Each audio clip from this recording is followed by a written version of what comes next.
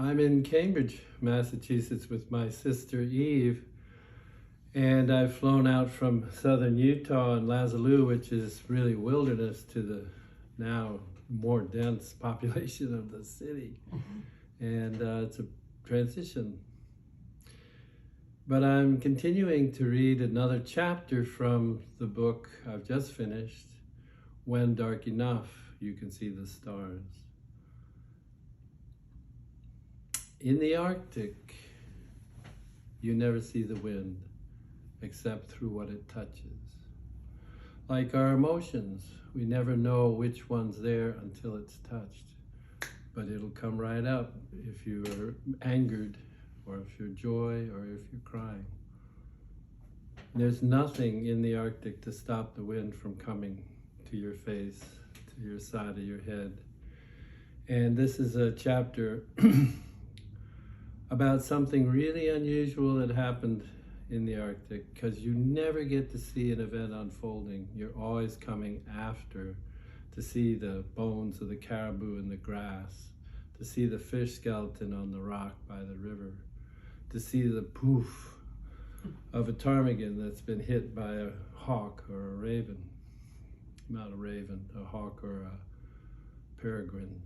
And this took place on a section of the river called Hawk Rapids, which is where the river is compressed into a mile-long corridor between two 200-foot-high rock faces. Height in the Arctic is always interesting. And I spend 4 to 5 days there whenever I get to that place. And this took place the morning I was leaving. I was in my canoe loon, and I was in a big eddy at the bottom of Hawk Rapids, and I had just unscrewed the top of a silver thermos and poured myself a cup of coffee, when out of the corner of my eye, something jumped into the eddy, and I knew if I moved, it would disappear. So just frozen, I waited and saw that it was a wolf that had jumped into the eddy, and it paddled out towards me. When it saw me, it went back to shore and ran up the esker that was nearby.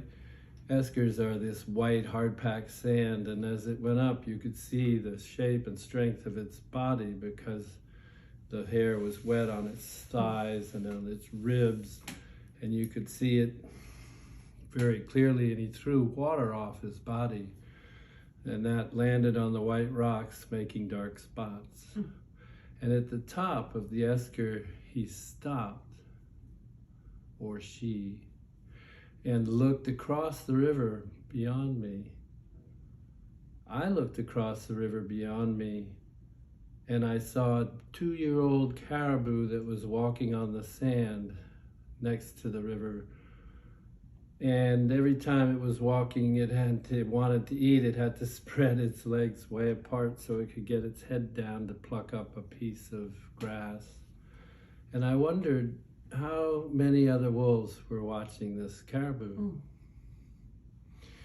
And the answer arrived very soon after, when a big white wolf ran out from behind an esker towards the caribou. Now the caribou, who I thought had been in a bad position because traveling by yourself, being by yourself in the Arctic, it's not a recipe for survival. But the caribou jumped in the water, and that was his plan. By being on the beach, if he was attacked from the water, he'd run inland, and if he were attacked from land, he'd go into the river. And I think the wolf's plan had been that one would be swimming across towards him on the beach, the other hidden behind the esker sand dune, and it would attack him when he ran inland. But he was in the river and swimming across it, and his eyes are on each side of his head, so he can't see ahead of himself without shifting his head left to right. And to me on shore, or in my canoe, it looked like he was disagreeing violently with his situation at the moment. And at the other end of him was a little tuft of his tail. And the wolf was about 30, 40 feet behind him, and all you could see was his white head that hadn't gotten wet and his brown eyes that were looking out through the white of his fur. Now, the caribou can outrun a wolf, and a caribou can outswim a wolf. And the distance was growing when the caribou did a wonderful thing for itself and turned downstream. It got the extra push from the current. At that time, the wolf knew he'd lost, but he kept swimming across the river towards me. And when he passed the midpoint of the river, I knew what I would do. I paddled out to join him. And I was paddling beside a full-grown Arctic wolf who could only look up at me and wonder what would happen next. And then I knew what I would do. And I reached my hand out and I ran it down between his ears along his neck. And I could feel the sand and the grit in his fur. And then I did it again. There was nothing he could do.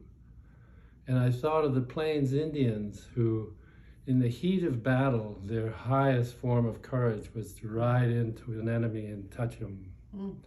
And they called it counting coup. I had just counted coup on a wolf. Now, he wasn't my enemy, but I had counted coup on a wolf. And I just stopped paddling. I couldn't move after that, and he kept going to the other shore where his companion had been. And he ran up that esker, and you could see the strength in his body because his fur was wet, and the water was thrown off his fur and his body and made dark spots on the white rocks. I waited. I just screwed the top back on the thermos I had opened, and I couldn't paddle. I just let the canoe drift downstream. And about 100 yards downstream was a big white boulder on top of which sat a very black raven. And he'd seen the whole thing.